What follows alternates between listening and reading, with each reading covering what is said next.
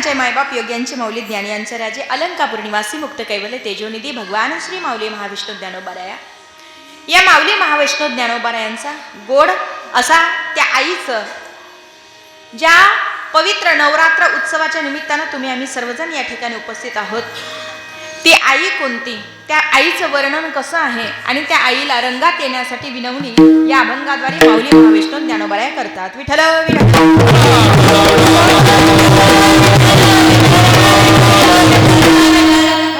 अभंग तसं पाहिलं तर अभंग थोडासा अवघड आहे.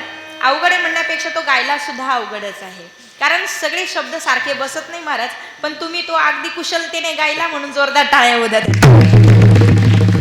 कारण अभंग माऊलींच्या अभंगांची काही विशेषता आहे. माऊलींचा अभंग गाताना काही अभंग सहज गाता येतात. मला वाटतं सहज गाता येणारे फक्त अभंग सोपे कोणते, रोजचा हरिपाठ.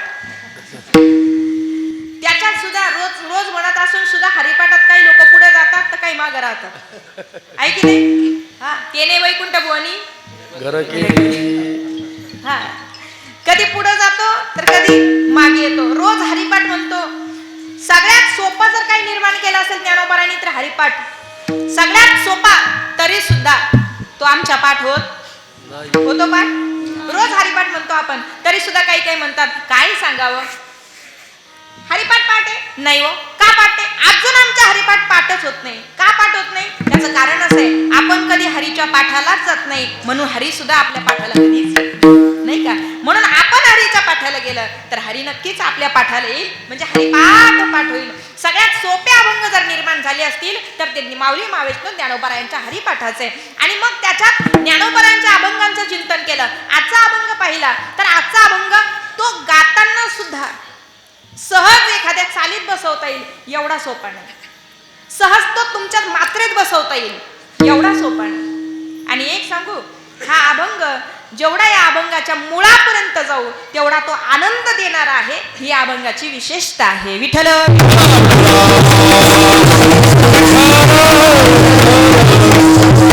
म्हणून माऊली महाविष्णू ज्ञानोबाराया या अभंगाद्वारे त्या आईला विनवणी करतात की आई तू ये. आता मला एक सांगा, आम्ही उपवास करतो, गेल्या 7 दिवसांपासून आपण हा उपवास सुरू केला. कशासाठी? त्या आईनं आम्हाला एकदा तरी भेटावं. कशासाठी एवढा अट्टहास आहे? त्या आईने एकदा तरी दर्शन द्यावं. कशासाठी अट्टहास आहे? तिची प्राप्ती व्हावी, तिचं दर्शन व्हावं, तिची भेट व्हावी, हीच तळमळ माऊली महाविष्णू ज्ञानोबारायांना. आणि ज्ञानोबाराय म्हणतात रंगा येई वो येई, रंगा येई वो येई. आई तू रंगात आहे, तू कोण आहेस? विठाई किठाई माझी कृष्णाई काठाई. आई, ज्या आईला बोलवतात ती आई कोण आहे? ती विठाई आहे. जिला बोलवतात ती किठाई आहे. जिला बोलवतात ती कृष्णाई आहे. जिला बोलवतात ती कान्हाई आहे. का तिला बोलवतात? कारण तिचा वेद मनाला लागल्यामुळे तिला बोलवतात. येताना कशी आहे? कटिकर विराजित, कमरेवर हात ठेवून. तुझा जो रत्न जडित मुकुट आहे त्या मुकुटासहित आहे. मुकुट रत्न जडित पितांबर कासेला तैसा येई का धावत. अशी आहे तू. कशी आहेस? तू विश्वाचं भरण पोषण करणारी आहे. तुम्हा आम्हाला जी भरण पोषण करते तुमचं आमचं, ती कोण आहे? तीच आई आहे. जी सांभाळते ती कोण आहे? तीच आई आहे. जी तुम्हा आम्हाला जन्माला येण्याच्या अगोदरपासून रक्षण करते तर शेवटच्या श्वासापर्यंत सांभाळते ती कोण आहे? ती आईच आहे. म्हणून तू विश्वरूप विश्वंभरे, विश्वाचं भरण पोषण पालन करणारी तूच आहे. तुझ्या अवस्था, तुझं रूप कसं आहे? कमल नयन कमला करे भो, अशी तू आहेस. आणि म्हणून तुझे ध्यान लागो बाप रखुमा देवी वरे वो. म्हणून ज्ञानोबाराया सांगतात मला तुझ्या याच रूपाचं ध्यान लागावं. आणि या रूपाचं ध्यान लागण्यासाठी आई विठाई किठाई कृष्णाई कान्हाई तू रंगामध्ये ये. विठाई किठाई माझे कृष्णाई कान्हाई. कैलासवासी विश्वास विश्वनाथ पाठक आणि कैलासवासी पोपटराव सावळेराम कोथिंबिरे, तसेच परमपूजनीय हरिभक्तपरायण वैकुंठवासी गुरुवर्य तात्या महाराज महापुरुष यांच्या कृपा आशीर्वादाने आणि श्री साळवणा देवी देवस्थान ट्रस्ट भक्तमंडळ आयोजित हरिभक्तपरायण देवराम महाराज धुमाळ बाबांच्या मार्गदर्शनाने आणि परिसरातील गावातील तरुण मंडळ, पुरुष मंडळ, महिला मंडळ, भजनी मंडळ, गुणीजन मंडळी, साधक मंडळी, कीर्तनाला जे येऊन बसले तेही, जे घरी झोपले तेही, जे फक्त भोजनासाठी येतात तेही आणि जे कीर्तन ऐकण्यासाठी येतात तेही, या सर्वांच्याच अथंग अशा परिश्रमातून हा गोड असा सोहळा गेल्या 23 वर्षापासून आपला सुरू आहे.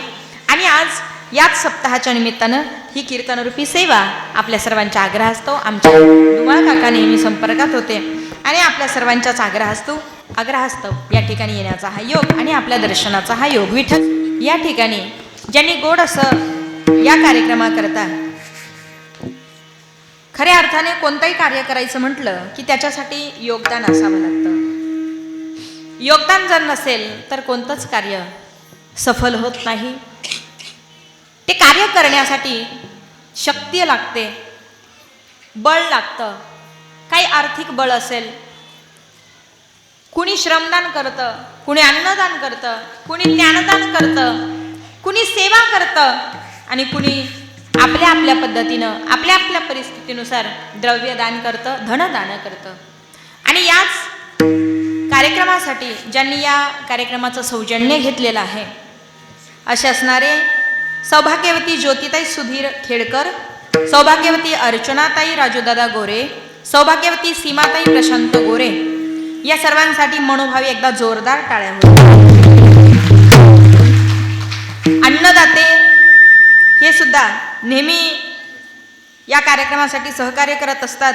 हरिभक्तपरायण बालाजी महाराज कवठेकर, श्री रोहिदास बबन, आजची ज्यांची प्रवचन सेवा होती आणि सकाळचा नाश्ता त्यांचा होता ते श्री रोहिदास बबन वडवकर आणि श्री गणेश दत्तात्रय कोथिंबिरे हे अन्नदाते आहेत. यांच्यासाठी सुद्धा जोरदार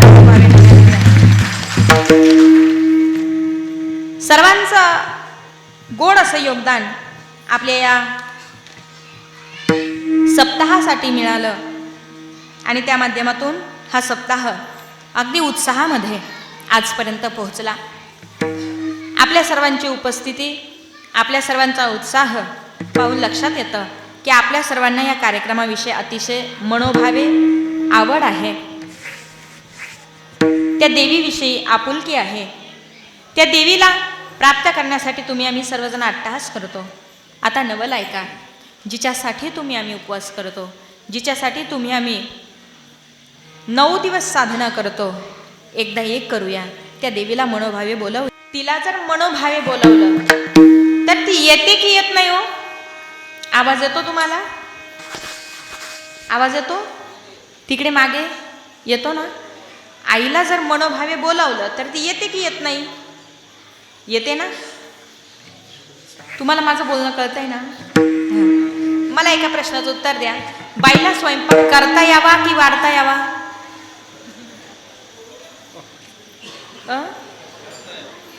करता यावा. वाढता नाही आला तरी बरं, वाढता यावा. करता नाही आला तरी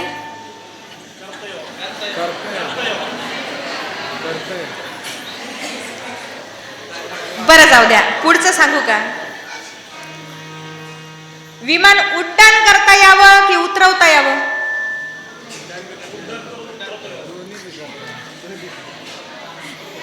उड्डाण करता यावं की उतरवता यावं? उड्डाण करता यावं.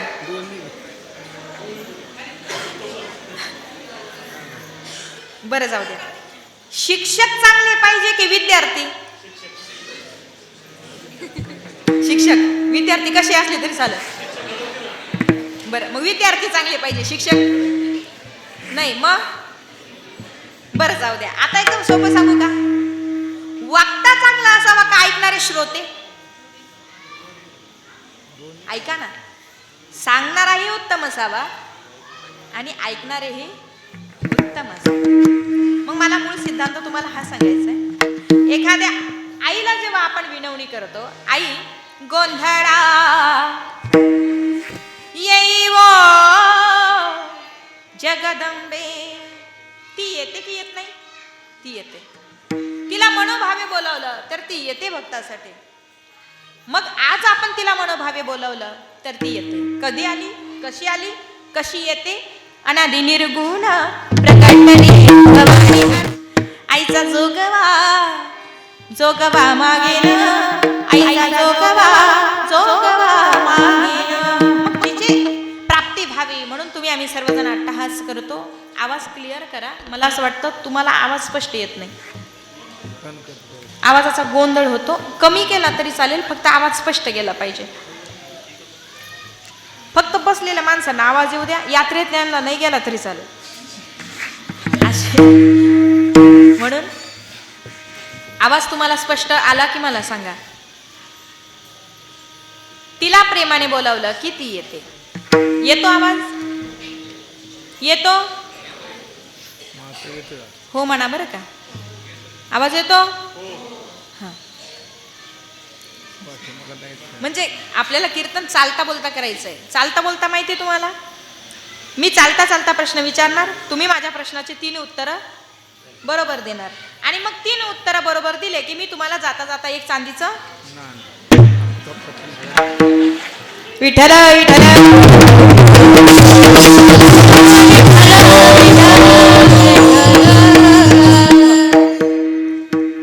तिला प्रेमाने बोलवलं की ती येते. ती कोण? अनादि निर्गुण प्रगटली भवानी. अनादि कालापासूनची निर्गुण होती, ती सगुण साकार होते. ती सगुण साकार झाली की काय करते? मोह महिषासुर मर्दना लागोणी. तुमच्या आमच्या अंतकरणामध्ये असणारा मोह नावाचा एक राक्षस आहे, मोह महिषासुर. त्या मोह नावाच्या राक्षसाला ती मारते. कोण? ती निर्गुण निराकार असणारी देवी. मग काय करते? त्रिविध तापाची करावया झाडणी. 3 ताप आपल्याला त्रास देतात. एक आदिदैविक, एक आदि भौतिक आणि एक आध्यात्मिक. आदिदैविक, आध्यात्मिक आणि आदि भौतिक असे 3 त्रास देतात. म्हणून या 3 तापाला ती दूर लोटते. त्रिविध तापाची करावया झाडणी. मग 3 तापांची झाडणी केली की काय करते? भक्ताला गीतू पावसी निर्वाणी. मग ती भक्ताला पावते. म्हणून आईचा जोगवा जोगवा मागेन, आईचा जोगवा जोगवा मागेन. अशी ती निर्गुण निराकार देवी तुमच्या आमच्यासाठी सगुण साकार होते. मग हा नवरात्र उत्सव, या नवरात्री उत्सवामध्ये काय करावं? उपवास करावा. कधी करावा, कुणी करावा आणि कसा करावा? उपवास म्हणजे काय माहिती आहे? उप म्हणजे जवळ, वास म्हणजे राहणे. उपवास शब्दाचा अर्थ आहे उप म्हणजे जवळ, वास म्हणजे राहणे. देवीच्या जवळ राहणे त्याचा अर्थ होतो उपवास. विठ्ठल विठ्ठल. देवीच्या जवळ राहणे म्हणजे उपवास. मग तुम्ही म्हणा आम्ही 24 घंटे त्या देवीच्या मूर्तीच्या समोर बसायचं म्हणजे उपवास होतो का? नाही. फक्त शरीराने जवळ राहणे म्हणजे उपवास नाही, तर मनोभावे मनात अखंड त्या देवीचं चिंतन करणे म्हणजे उपवास. आता उपवास करत असताना उपवासाच्या आपल्याकडे पद्धती आहे. कधी सुरुवात करतो आपण उपवास? घटस्थापना. ते कधीपर्यंत? दसऱ्यापर्यंत. करतोय आपण उपवास? बरं, कसा करतोय? खाऊन पिऊन? भेंडी, डांगर, अजून काय खातात तुमच्याकडे? चालतं नाही सगळं? हो म्हणता येते. आता उपवास करण्याच्या काही पद्धती सांगितल्या. पहिली पद्धत, देवी भागवतामध्ये असं वर्णन आहे, उपवास करत असताना पहिल्या दिवसापासून तर शेवटच्या दिवसापर्यंत काहीही खायचं नाही, अशी उपवासाची पद्धत. काहीही खायचं, बोला, काहीही खायचं नाही. तुम्ही म्हणाल बाई असा जर उपवास असेल तर आम्ही काय उपवास धरणार नाही म्हणता येत. विठ्ठल काही म्हणतील एवढा 8-10 दिवस आम्हाला शक्य आहे का बिना खाता राहणं? आम्ही तर एकादशी करत नव्हतो. मी तर किती कीर्तनात सांगितलं बकरी सारखं चरा पण एकादशी करा. तेव्हा कुठे आम्ही एकादशी धरायला लागलो. आता नवरात्रीचे 9 दिवस उपाशी राहणं तेही काही न खाता म्हणजे शक्य आहे का? एवढं शक्य नाही आम्हाला. एवढा अवघड उपवास अवघड सहज शक्य नाही आम्हाला. आमच्याकडून होणं शक्य नाही. बरं आता ऐका, जर 9 दिवस पहिली नियम हा आहे की 9 दिवस काहीही खायचं नाही. उपवास करण्याच्या पद्धती एकदम खऱ्या आणि देवी भागवतामध्ये सांगितलेल्या पद्धती मी तुम्हाला सांगते. 9 दिवस काही खायचं नाही असा उपवास एक पद्धत. काही म्हणतील आम्हाला 9 दिवस उपाशी राहणं शक्य नाही. त्यांच्यासाठी थोडा ऑप्शन. काय ऑप्शन सांगितला पुन्हा? ज्यांना 9 दिवस उपाशी राहणं शक्य नाही त्यांनी काय करायचं, जसं आपण सोमवारचा उपवास करतो दिवसभर उपवास करायचा आणि संध्याकाळी सोडायचा, असाही केलेला उपवास तुम्हाला चालतो.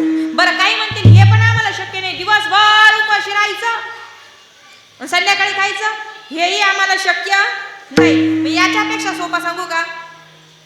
याच्यापेक्षा सोपा पहिला नियम हा काहीही खाऊ नका. हे शक्य नसेल तर सोमवार सारखा उपवास करा, संध्याकाळी सोडा. हेही शक्य नसेल तर याच्याही पेक्षा सोपी पद्धत सांगितली. याच्यापेक्षा सोपी पद्धत कोणती? 7वी माळ, 8वी माळ, 9वी माळ या तिन्ही माळेला उपवास करा तरी तुमची नवरात्री सफल होते. कोणत्या कोणत्या? 7वी माळ, 8वी माळ, 9वी माळ. आता काही जण म्हणतील एवढं सुद्धा आमच्याकडून शक्य तरी नाही. बरंच आहे. एवढं सोपं सांगून सुद्धा परमार्थ किती सोपा सांगा तरी लोकांना अवघड वाटतो. अवघड प्रपंच सोपा वाटतो आणि सोपा परमार्थ अवघड वाटतो. मग ऐका ना, तुम्हाला 8 दिवस 9 दिवस उपवास शक्य नसेल, ठीक आहे, नका करू. बिना काही खाता शक्य नसेल, नका करू. मग 3 दिवसाचा उपवास करा. 7वी माळ, 8वी माळ, 9वी माळ. काही जण म्हणतील आम्हाला हेही शक्य नाही. मग हेही जर शक्य नसेल तर एका दिवसाचा उपवास करा, अष्टमीचा. एका दिवसाचा, अष्टमीचा जरी तुम्ही एका दिवसाचा उपवास केला तरी नवरात्रीचं सगळं फल तुम्हाला मिळेल. आता ही झाली उपवासाची पद्धत. आता पूजनाच्या काही पद्धती सांगितल्या. नवरात्रीमध्ये पूजन करत असताना आपल्याला त्या पूजेचं फल मिळावं याच्यासाठी काही शास्त्र आहे. मग ते पूजा करत असताना ती कशी केली पाहिजे की जेणेकरून केलेल्या पूजेचं आपल्याला फळ मिळेल, केलेल्या उपवासाचं आपल्याला फळ मिळेल. आवाज येतो? स्पष्ट येतो? हा. तर ती पूजा करायची पद्धत अशी आहे, लक्षात ठेवा. पहिल्या दिवशी 2 वर्षाच्या मुलीचं कन्याभोजन करा. पहिल्या माळेला 2 वर्षाच्या मुलीला जेव घाला. 2 वर्षाच्या मुलीचं कन्याभोजन करा. दुसऱ्या माळेला 3 वर्षाच्या मुलीचं. तिसऱ्या माळेला 4 वर्षाच्या मुलीचं. चौथ्या माळेला 5 वर्षाच्या मुलीचं पूजन करा, तिला भोजन द्या. 6व्या माळेला 7 वर्षाच्या. 8व्या माळेला 9 वर्षाच्या. 9व्या माळेला म्हणजे एका माळेला त्याच्यापेक्षा पुढच्या एका अंकाने मोठी मुलगी घ्यायची, तिचं यथायोग्य प्रकारे पूजन करायचं, तिला भोजन द्यायचं. तिला पूजन आणि तिला दिलेलं भोजन हे तुमचं सफलतेकडे नेतं नवरात्रीला. म्हणून नवरात्रीच्या दिवसामध्ये कन्या भोजन करावं. बरं, उपवास या पद्धतीने करावा. आणि अजून एकदम सोपा सांगू, तुम्हाला जर ह्या कोणत्याच पद्धतीने उपवास करायचा नसेल तर थोडंसं लेटेस्ट पद्धतीने आपण उपवासाकडे जाऊया. थोडीशी वेगळी पद्धत, उपवासाची लेटेस्ट पद्धत वापरूया. एकदम सोपी, जी सगळ्यांना करण्यासारखी, इकडे पण जमेल आणि इकडे पण जमेल. कोणता? थोडासा युनिक पद्धतीचा नियम वापरू. पहिल्या दिवशी मौन धरायचं, कोणाशी बोलायचं.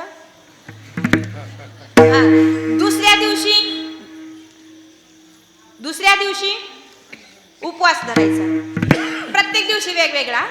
तिसऱ्या दिवशी सासूच्या सोबत भांडायचं नाही. चौथ्या दिवशी नवऱ्याच्या सोबत भांडायचं नाही. 5व्या दिवशी मोबाईल हातात घ्यायचा.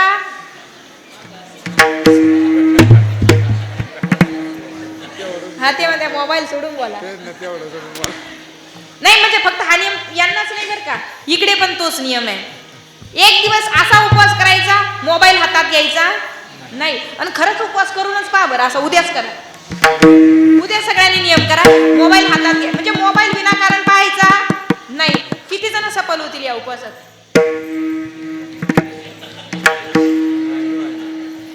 नक्की ना? या तुमच्याकडे तो साधा असेल हो. विठ्ठल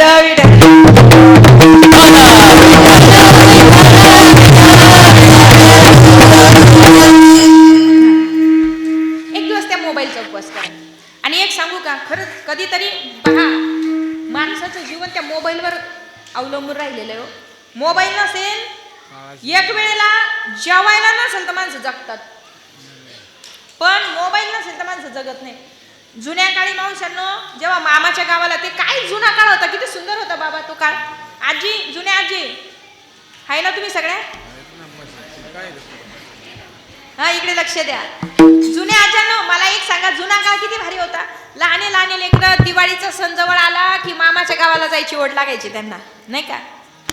ती गाणं असायचं बाहेर, जुक जुक जुक जुक आगीना गाडी, धुरांच्या रेषा हवेत गाडी, पळती झाडे पाहूया, मामाच्या गावाला जाऊया, जाऊया मामाच्या गावाला जाऊया. मामाची बायको सुगरण, तुमच्या पाठ आहे का? पहिलीच्या वर्गात बसल्यासारखं नाही वाटत ना? ते म्हणायचे ना, मामाची बायको सुगरण, रोज रोज पोळी शिकरण. तो जुना काळ बर का. आता हे गाणंही म्हणायचं नाही आणि तशी परिस्थिती राहिली नाही. मामाची बायको सुगरण, रोज रोज पोळी शिकरण अजिबात जमत नाही. ते मामाच तिकडं शहरात जाऊन वडापाव दिवस काढता, यांना कधी पोळी शिकरण देणार आहे? ही अवस्था आहे. मग ते जुना काळ होता. त्या जुन्या काळी असे सगळे लहान लहान लेकरं, दिवाळीचा सण आला की सगळ्यांना ओढ लागायची मामाच्या गावाला जायची. मामाचं गाव खेड्यामध्ये असायचं, मोठा वाडा असायचा आणि 10-20 पोरं लहान लहान त्या अंगणामध्ये झोपायचे. माहिती आहे ते 10-20, 2 वर्षाचं, 4 वर्षाचं, 5 वर्षाचं, मामाचे मावशीचे सगळे लेकरं असे त्या अंगणामध्ये झोपायचे. कशासाठी? लहानपणी बरं का, फक्त चांदण्या दिसावं म्हणून. बरोबर आहे? लहानपणी लेकरं चांदण्या दिसावे म्हणून अंगणात झोपायचे. आणि आता जिथं मोबाईल चार्जिंग लावता येईल तिथं काय परिस्थिती बदलली लक्षात घ्या. म्हणून या नवरात्रीच्या उत्सवाच्या निमित्ताने कधीतरी एखादा उपवास असा करायचा की त्या उपवासात आम्हाला मोबाईल पासून दूर राहता आलं पाहिजे. एक उपवास असा करायचा, एक दिवसाचा. कुणी जर सिगारेट पित असेल तर दिवसभर मी आज सिगारेट पिणार नाही. एक उपवास करा. कुणी दारू पित असेल तर मी आजपासून दारू पिणार नाही. एक उपवास करा. कुणी तंबाखू खात असेल तर मी आजपासून तंबाखू खाणार नाही. नवरात्रीच्या निमित्ताने असे जर उपवास केले तर मला वाटतं ही साळवणा माता प्रसन्न झाल्याशिवाय राहणार नक्कीच. आमच्यावर एक सांगू, असा उपवास करा की आमच्या अवगुणाचा आम्हाला त्याग करता आला नाही का? असा उपवास करा की आमच्या उपवासाच्या निमित्ताने आमच्यातले अवगुण संपले पाहिजे आणि आमच्या गुणांची वाढ झाली पाहिजे. ज्या दिवशी आमच्यातले अवगुण संपतील आणि ज्या दिवशी आमच्या गुणांची वाढ होईल त्या दिवशी आम्हाला नक्कीच देवी दर्शन दिल्याशिवाय राहणार नाही. देवीला काय लागतं? आमच्या गुण लागतात. अवगुण नको तिला, फक्त गुण लागतात. म्हणून चांगले गुण आम्ही मिळवण्याचा प्रयत्न करू या नवरात्रीच्या निमित्ताने. विठ्ठल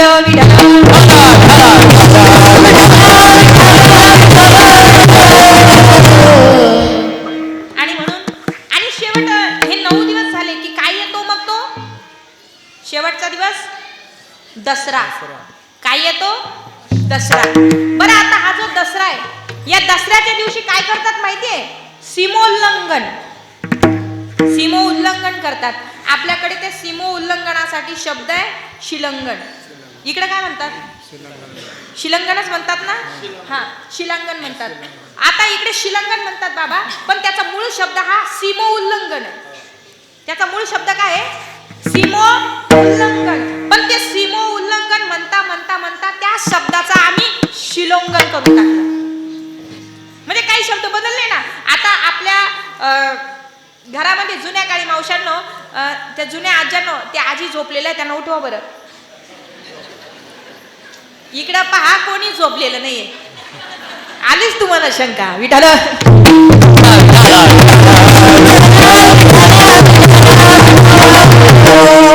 जुन्या काळी त्याच्यातच दूध तापवायचं, त्याच्यातच भाजी बनवायची.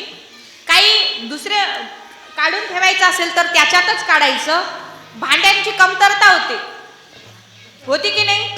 जुन्या काळी एवढे, आत्ता जेवढे भांडे आहे तेवढे भांडे जुन्या काळी नव्हते. थोडे थोडे भांडे असायचे. म्हणून तर अगोदर माणसं जेवायचे, माणसांचे जेवण झाले की मग आमच्या माता माऊल्या जेवायच्या, कारण तेवढी भांड्यांची व्यवस्था नव्हती. घरामध्ये जुन्या काळी पाहुणे जर आले तर आता आपण ट्रेमध्ये 10 पाहुणे आले तर 10 ग्लास घेऊन ट्रेमध्ये समोर जातो पाहुण्यांच्या. जुन्या काळी तेवढे 10 ग्लास सुद्धा नव्हते. एक मोठा तांब्या असायचा, एक ग्लास घेऊन पाहुण्यांच्या समोर जावं लागायचं. एका पाहुण्याचा ग्लास मधलं पाणी पिऊन झालं का मग तोच ग्लास घ्यायचा, तोच दुसऱ्या पाहुण्याला द्यायचा. ही परिस्थिती होती. मग ऐका, जेव्हा जुन्या काळी भांड्यांची कमतरता होती, आता नुसती भांड्यांची कमतरता नाही, आता भांडे कुंडे झाले. आता काय झाले? भांडे कुंडे. बरेच काही शब्द आहे की त्या शब्दांना आपण डबल उच्चारतो, नाही का? नाही का? घर दार, पाहुणे, शेती, शेजारी.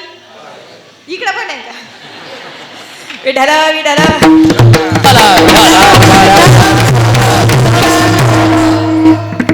साडी बिडी. मला ते काही कळतच नव्हतं हे असं का प्रत्येक शब्दाला असं डबल शब्द. सगळ्या शब्दांचे अर्थ मला कळाले. ते भांडी कुंडी. मग भांडी कुंडी म्हणजे काय? आता भांडी म्हटल्यानंतर ठीक आहे, मग वापरात येतात ती भांडी. मग मी त्याचा थोडासा अर्थ काढला. भांडी रोज वापरतो ते भांडी, आणि फक्त दिवाळीला घासाय पुरते काढतो ते, नाही का? भांडी कुंडी. मग जुन्या काळी ते भांडे कमी होते. जुन्या आज्या सांगतील, जुन्या मावश्या सांगतील, ते एकच. आता त्याला आपण पातेलं म्हणतो, आता त्याला आपण बघून म्हणता का इकडे? पण त्याचा मूळ शब्द काय आहे? बहुगुण.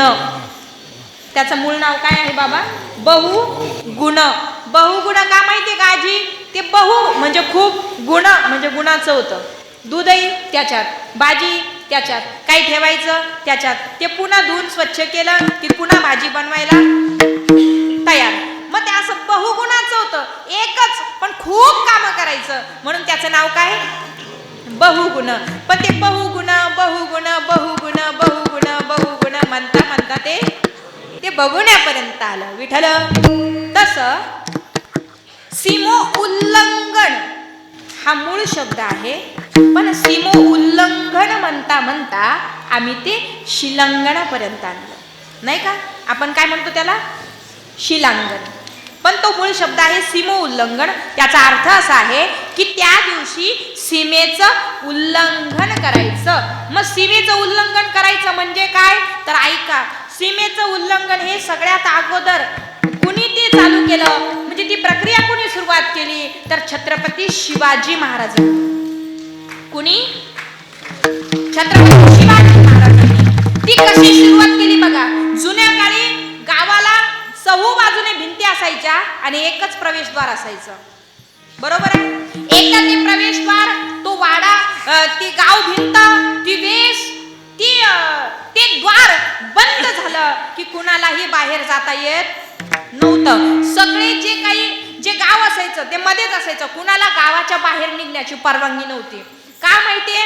त्या काळी मावळ्यांना, त्या काळी लोकांना कुणालाही बाकीच्या लोकांशी व्यवहार करण्याची परवानगी नव्हती. का? कारण हे जर गावाच्या बाहेर पडले तर हे लोक हुशार होतील, आणि हे लोक जर हुशार झाले तर हे पुन्हा आपल्या आज्ञेत राहणार नाही. म्हणून गावाच्या बाहेर कुणाला जाऊ देत नव्हते. पण छत्रपती शिवाजी महाराजांनी काय केलं? ज्यावेळेला स्वराज्य निर्मितीची संकल्पना मनाशी बाळगली त्यावेळेला छत्रपती शिवाजी महाराजांनी विचार केला, जोपर्यंत हे गावात राहणारे मावळे, या वेशीच्या आत राहणारे मावळे ही वेश सोडून जोपर्यंत बाहेर जात नाही तोपर्यंत मावळ्यांना आपण किती अन्याय सहन करतोय हे तोपर्यंत मावळ्यांना कळणार नाही. आणि जोपर्यंत मावळ्यांना कळणार नाही तोपर्यंत मावळे स्वराज्य निर्मितीसाठी बलशाली होणार नाही. मग म्हणून सगळ्यात अगोदर सीमो उल्लंघन करायचं ठरवलं छत्रपती शिवाजी महाराजांनी.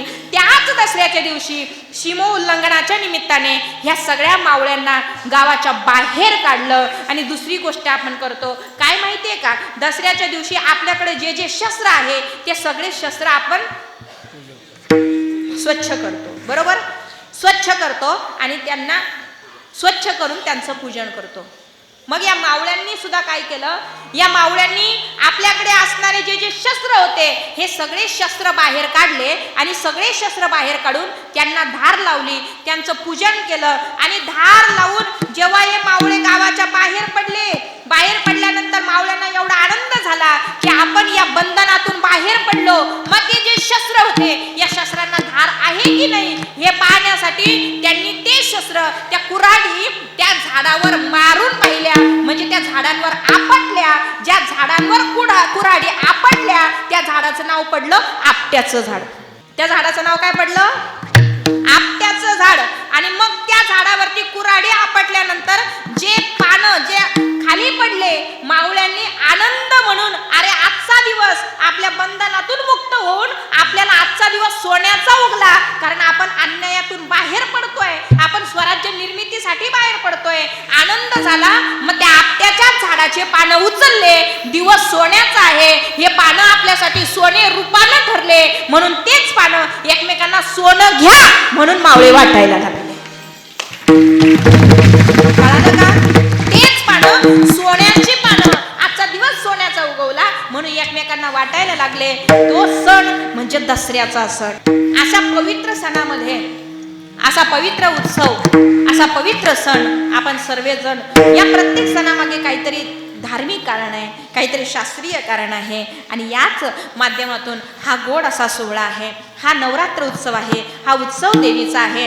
आणि आपल्या प्रत्येकाला अपेक्षा आहे की त्या देवीनं तुम्हा आम्हाला दर्शन द्यावं. दुःखामध्ये असणारे तुम्ही आम्ही सर्वजण, आपल्या प्रत्येकाला एकच अपेक्षा आहे की देवी आपल्याला प्राप्त व्हावी, तिनं आपल्याला दर्शन द्यावं. आता मला इमानदारीनं सांगा, कुणाला वाटतं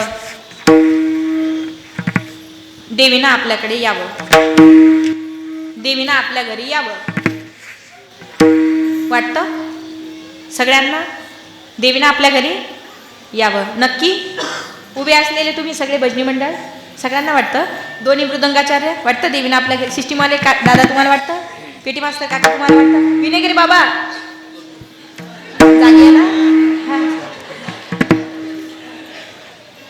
आपल्या सगळ्यांना वाटतं देवीनं आपल्या घरी यावं. आता एका प्रश्नाचं उत्तर द्या, कुणाला वाटतं आपण देवीच्या घरी वाटतं?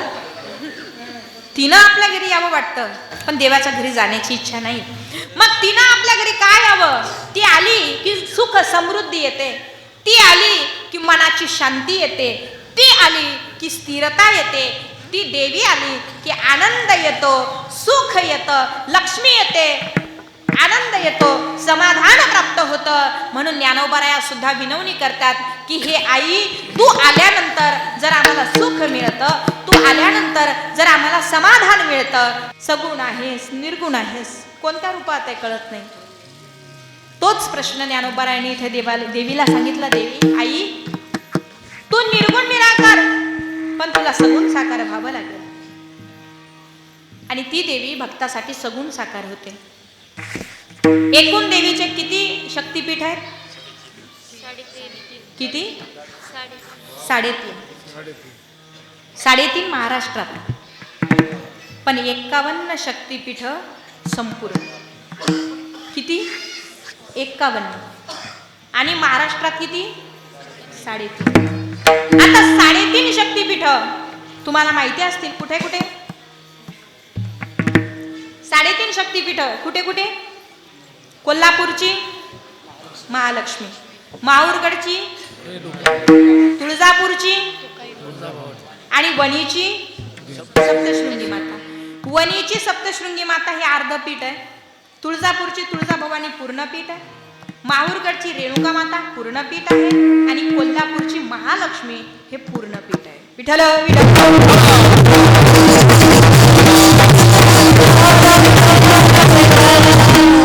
आता 51 शक्तिपीठ आहेत. हे 3.5 शक्तिपीठ. पण जी 51 शक्तिपीठ आहे, हे 51 शक्तिपीठ कसे निर्माण झाले माहिती आहे? हे निर्माण होताना यांची कथा आहे. 51 शक्तिपीठ कशी निर्माण झाले त्याचं कारण, ज्या वेळेला दक्ष प्रजापतीकडे यज्ञ होता. लक्षपूर्वक ऐका. यज्ञ कुणाकडे होता? दक्षाकडे. आणि दक्ष प्रजापतीकडे यज्ञ असताना दक्षाची कन्या आहे सती. कोण आहे? सती. या सतीचा ज्यांच्याशी विवाह झाला ते कोण? महादेव. बोले बाबा. या सतीचा विवाह महादेवाशी झाला आणि महादेवाच्या सोबत राहत असताना या दक्षाने यज्ञ ठेवला. म्हणजे सतीच्या वडिलांनी, बरोबर, सतीच्या बापाने यज्ञ ठेवला. कुठे? तिकडे. बरं, मग आता यज्ञ ठेवल्यानंतर निमंत्रण सगळ्यांना दिलं, पण महादेवाला दिलं नाही. महादेवाला निमंत्रण नाही, बोलावलं नाही. का बरं बोलावलं नाही माहितीये का? कारण दक्षाला राग होता महादेवाचा. का बरं राग होता?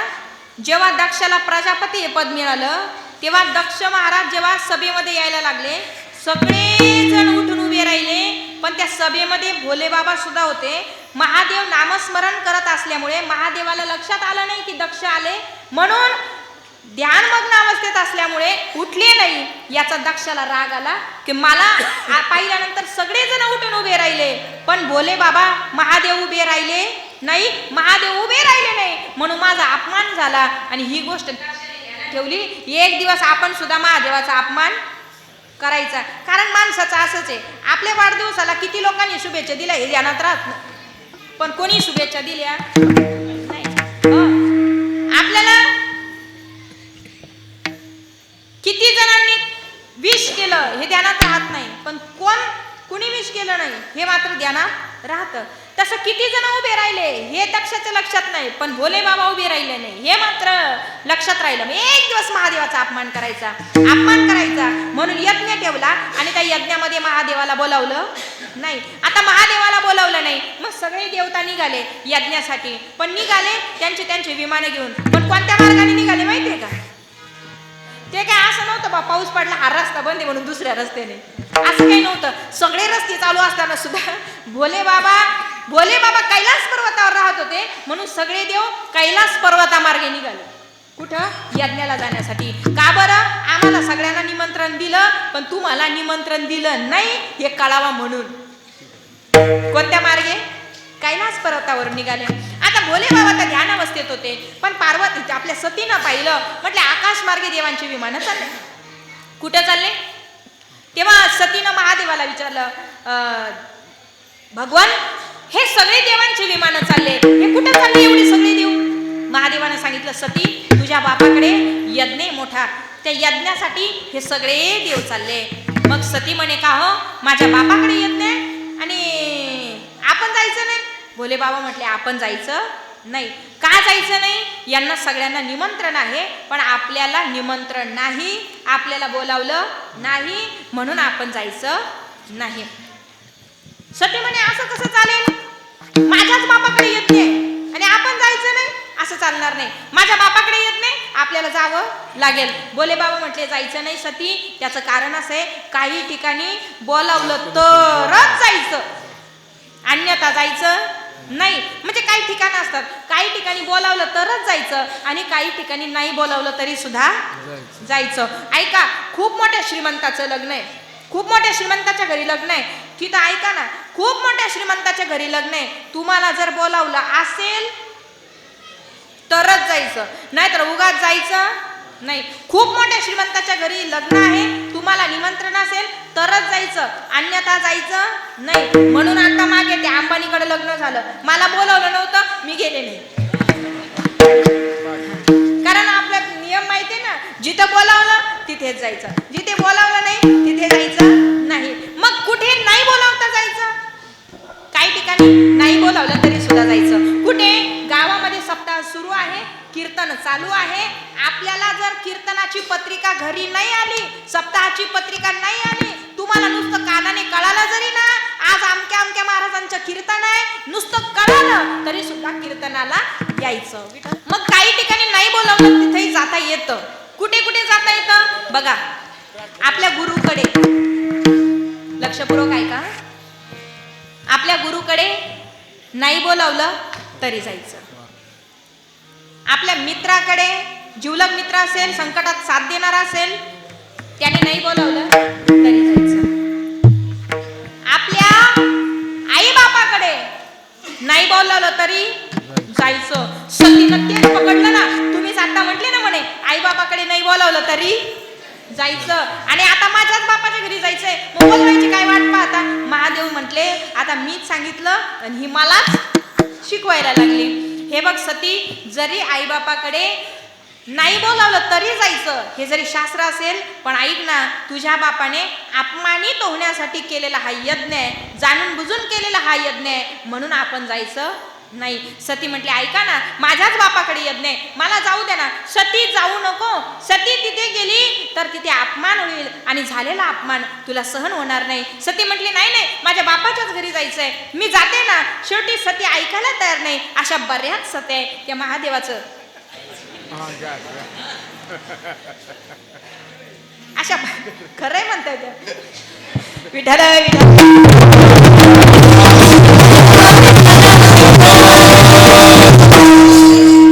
बरेच महादेव सांगून सांगून थकले बाबा, पेटी मास्तर काका. पण सत्यांनी ऐकलं? हा नाही ऐकलं. मग आता या सतीनं सुद्धा ऐकलं नाही. सती म्हटली नाही मला जायचंय. शेवटी भोले बाबा म्हटले सती हे बघ, तिथे झालेला अपमान तुला सहन होणार नाही. सती म्हटली नाही मला जायचंच आहे. शेवटी 2 शिवगण घेतले आणि सती त्या यज्ञासाठी निघाली. आता महादेवाचा अपमान व्हावा म्हणून दक्षाने तो यज्ञ केलेला होता. आता तिथे सगळ्यांना पूजेचं स्थान होतं, पण महादेवाचा अपमान करायचा आहे म्हणून महादेवाला पूजेचं स्थान नव्हतं. देवांचा देव महादेव, देवांचा देव भगवान भोले बाबा, याला या देवाला तिथे यज्ञाच्या ठिकाणी पूजेचं स्थान नव्हतं. म्हणून सतीनं पाहिलं, खरं तर सती अगोदर गेली तर तिथे सतीसोबत कुणीच नीट बोले ना. कारण दक्षाने सगळ्यांना सांगितलं होतं सती जर आली तिच्यासोबत कुणी बोलायचं, कुणीच बोलायचं नाही. तिच्यासोबत सांगितलेलं होतं, कुणीच बोलायला तयार नाही. त्या सतीच्या ज्या बहिणी होत्या ना, ती एक एक बहीण यायची. एक सतीला म्हणे का ग सती. सती म्हणे काय ताई. का ग म्हणे ते तुझ्या नवऱ्याला काही घरबीर बांधलं का नाही, का तिथंच राहतो म्हणे स्मशानात. सती बिचारी आपली गप, कारण तिचा अपमान करण्यासाठी एक एक शब्द चालू होते. सती गप्प होती. दुसरी बहीण आली, ती म्हणे का ग तुझ्या नवऱ्याने ते गळ्यात घालायला काही सोन्याचं लॉकेट वगैरे केलं की नाही, का ते नागच घालून फिरतय अजून. पुन्हा सती गप्प, काही म्हटली नाही. तिसरी म्हणे का ग तुझ्या नवऱ्याने काही पावडर वगैरे लावायला सुरुवात केली की नाही, ते भस्मच लावतंय अजून. सती बिचारी गप होती. चौथी पुन्हा पुढे आली, ती म्हणे का ग सती तुझ्या नवऱ्यानं ते आपल्या डोक्यावरून पाणी पडायचं ते पडतंय का थांबलंय. ती गंगा नाही वाहत का जटेतून, ते पडतंय की थांबलंय म्हणे. सतीचा अपमान करण्यासाठी एक एक जण, पण सती मात्र खाली मान घालून ऐकत होती. आणि सती जेव्हा यज्ञ मंडपात गेली, सगळ्यांना पूजेचं स्थान पाहिलं, पण आपल्या पतीचं पूजेचं स्थान तिला तिथे दिसलं नाही. जेव्हा देवांचा देव भगवान भोले बाबा यांना पूजेचं स्थान नाही, आपल्या पतीला आपल्या बापाच्या दारामध्ये पतीचा अपमान झाला, हे सतीला सहन झालं नाही. सतीला राग आला आणि सतीने रागाच्या भरामध्ये अग्नीने आपला देह पेटून घेतला. आणि सतीनं जेव्हा अग्नीने देह पेटून घेतला, सगळ्या यज्ञाचा विध्वंस त्या शिवगणांनी केला आणि मग त्या सतीचा पेटलेला देह यज्ञ विध्वंस झाला. भगवान भोले बाबाला कळालं. भोले बाबा घाईघाईने निघाले. सतीचा देह जळाला होता आणि मग सतीचा देह जळालेला पाहिला. भगवान भोले बाबांनी तो जळालेला देह उचलला आणि उचलून भगवान भोले बाबा सगळ्या ब्रह्मांडामध्ये तांडव नृत्य करत फिरू लागले. तांडव करत फिरत असताना सगळे देवता घाबरायला लागले की महादेवासारखा महात्मा भगवान एवढा मोठा, आणि या देवाला जर अशी अवस्था प्राप्त झाली आणि या सतीच्या देहामुळे देवाला एवढा राग आला की सृष्टी सुद्धा भस्मसात करून टाकेल अशी अवस्था झाली. सगळे देव चिंतेत होते, काहीतरी करावं लागेल. सतीचा देह जर असाच राहिला तर भगवान भोले बाबा सृष्टी नक्कीच नायनाट केल्याशिवाय राहणार नाही, ही सृष्टी संपवल्याशिवाय राहणार नाही. भगवंताचा क्रोध शांत झाला पाहिजे. मग काय करायचं. तेव्हा भगवान विष्णूंनी सूक्ष्म असं सुदर्शन चक्र, या सुदर्शन चक्रामध्ये घुसून सुदर्शन चक्रामध्ये बसून भगवान विष्णूंनी त्या सुदर्शन चक्राच्या माध्यमातून सतीचं जे जळालेलं शरीर होतं, या जळालेल्या शरीराचे त्या सुदर्शन चक्राच्या माध्यमातून छोटे छोटे तुकडे केले. हाताचा तुकडा बाजूला, पायाचा तुकडा बाजूला, नाक बाजूला, डोळा बाजूला, हे सगळे अवयव हे बारीक त्या सुदर्शन चक्राने कापले आणि ते त्या ब्रह्मांडात फिरत असताना सुदर्शन चक्राने जिथे जिथे जो जो अवयव कापून जिथे जिथे जो जो अवयव पडला सतीचा त्या त्या ठिकाणी शक्तिपीठ तयार झालं. असे 51 शक्तिपीठ निर्माण झाले. विठ्ठल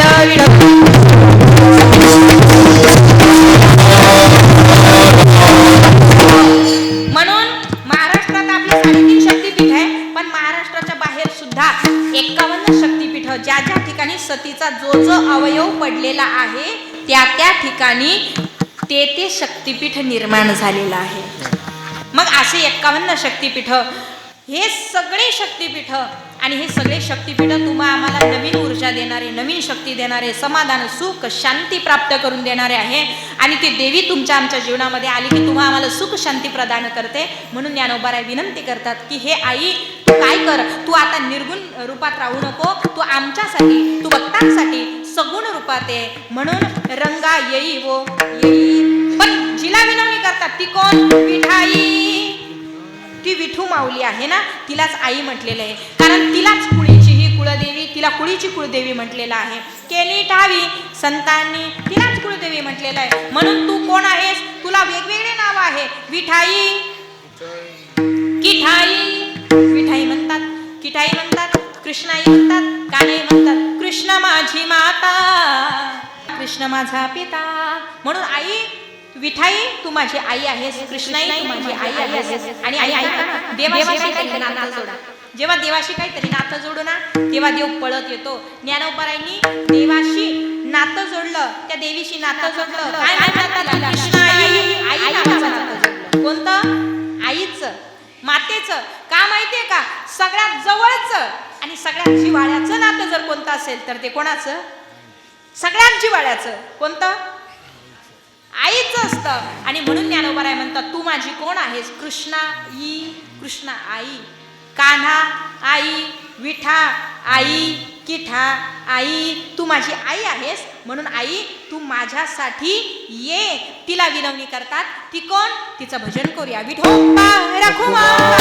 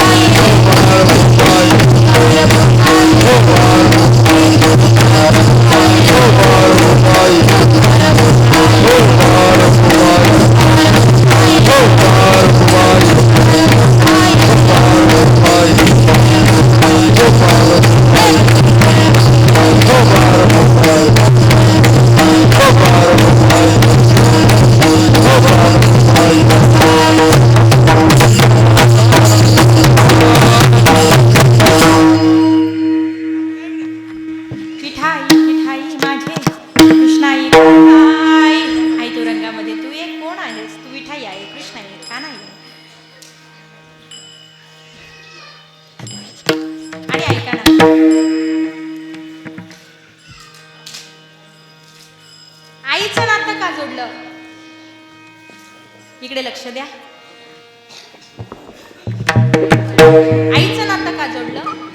त्याचं कारण आई हे एकच न्यायालय असेल की लेकराचे गुन्हे असेल तरी पोटात घालते आणि लेकराचे दोषही असेल तरी पोटात.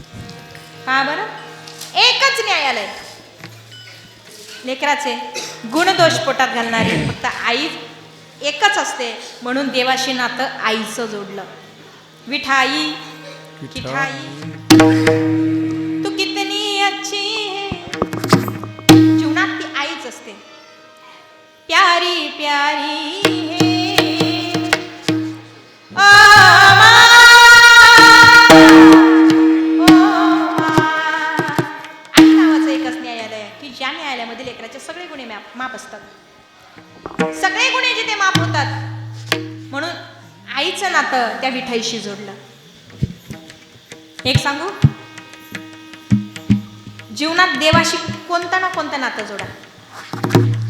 भावाचं जोडा, बहिणीचं जोडा, सख्याचं जोडा, गुरुचं जोडा. तुम्हाला जे नातं वाटेल ते जोडा, पण देवाशी नातं जोडा. ज्ञानोबारांनी तेच नातं देवाशी जोडलं. एक वृंदावनातली फार गोड कथा आहे, फार गोड. काय झालं माहितीये, त्या वृंदावनामध्ये एक भक्त होता. तो भक्त होता राधा राणीचा.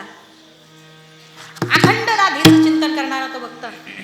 आणि ऐका ना, त्याने राधा राणीला मुलगी मानलेलं होतं. मुलीचं नातं राधा राणीशी जोडलं.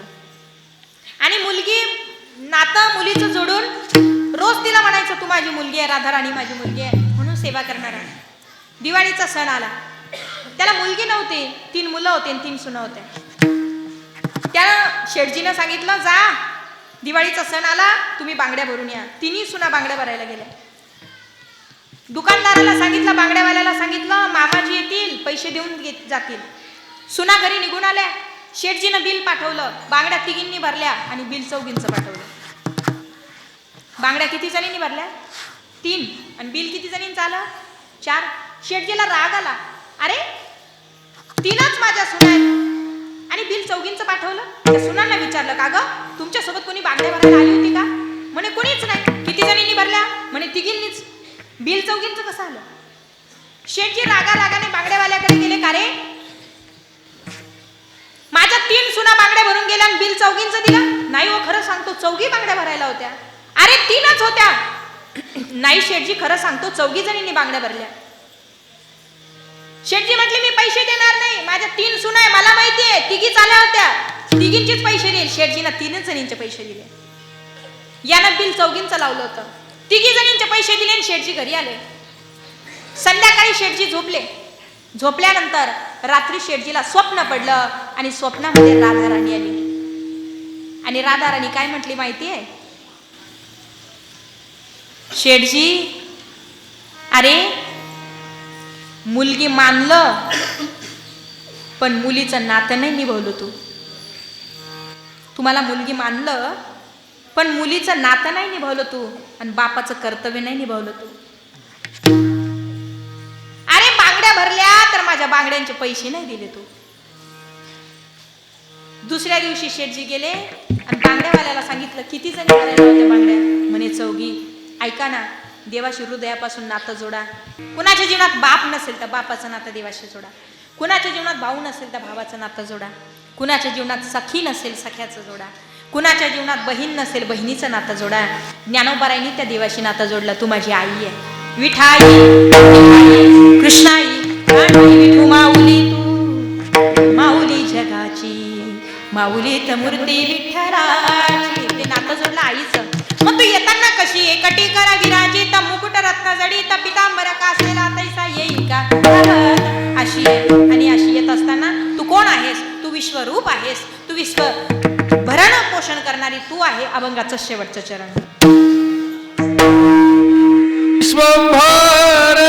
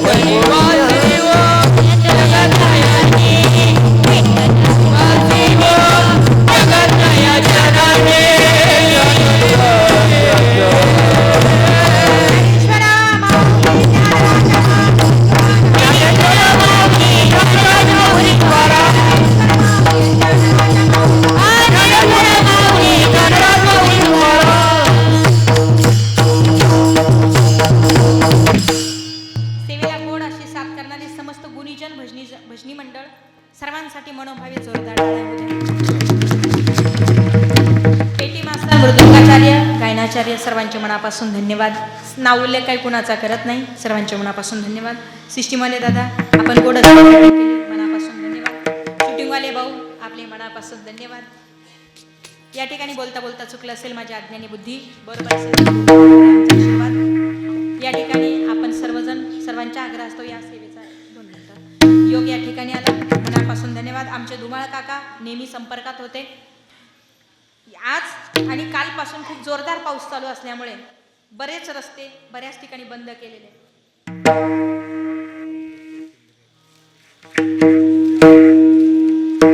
संतोष भाऊ का? अच्छा, संतोष भाऊ जे योगदान करणारे तेही या ठिकाणी उपस्थित आहेत, त्यांच्या मनापासून धन्यवाद. आणि बऱ्याच ठिकाणी रस्ते बंद आहेत पावसामुळे, पुलांवरून पाणी असल्यामुळे आम्हालाही तोच प्रॉब्लेम आला. ज्या रस्त्याने आलो बरेच रस्ते बंद केल्यामुळे त्या रस्त्याला खूप ट्रॅफिक होती, खूप गर्दी होती, काहीच पर्याय चालत नव्हता. म्हणून येताना जो 8ला कीर्तन सुरू होणार होतं ते थोडंसं उशिरा झालं आणि कीर्तन थोडंसं उशिरा सुरू झाल्यामुळे 1 तासात संपवणं एवढं दुरून येऊन म्हणून या ठिकाणी सेवा करण्याचा प्रयत्न केला. बोलता बोलता चुकलं ती अज्ञानी बुद्धी समजा, बरोबर असेल ते माझ्या श्री गुरूंचा आशीर्वाद समजा. झालेली सेवा भगवत चरणी समर्पित. जय जय विठ्ठल.